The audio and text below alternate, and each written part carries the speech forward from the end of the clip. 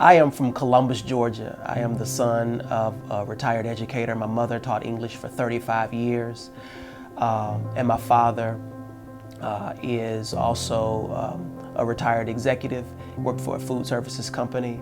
But what's interesting about his background and experience is that he was also a member of the Muskogee County School Board. And so this notion of being a public educator has kind of been instilled in me from an early age. I was always a decent student, but I think I was a better athlete than I was student. But I learned early on that if I wanted to pursue my interests as a college athlete, that I needed to make certain that I took care of business in the classroom. I went on to Morehouse College, ironically, on a football scholarship. Had a fairly successful career. But I think what was most interesting about my experience at Morehouse College was the relationship that I had with my mentor, a woman by the name of Dr. Joni Wynn.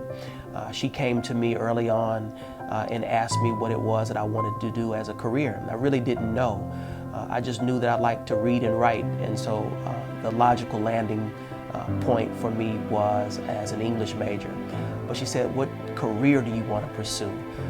And I said, "Well, my mother is an English teacher." She said, "Well, that's what you're going to do. You're going to be an educator." Dr. Wynn was the executive director of a program called the Benjamin E. Mays Teacher Scholars Program. And it was really a program that was intended to augment the normal course of study for students who were interested in advanced careers in education. And so my job as a member of this program was to partner with Atlanta Public Schools to seed mentoring programs in area schools. And so I learned through that experience the power of mentorship, the power of connection between schools and communities.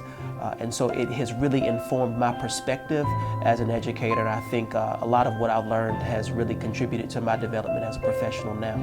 As a part of this scholars program, I was working in schools throughout the area. I was working with young people, I was working with administrators, I was working with teachers, and I didn't really realize at that time that this was going to be my life's work.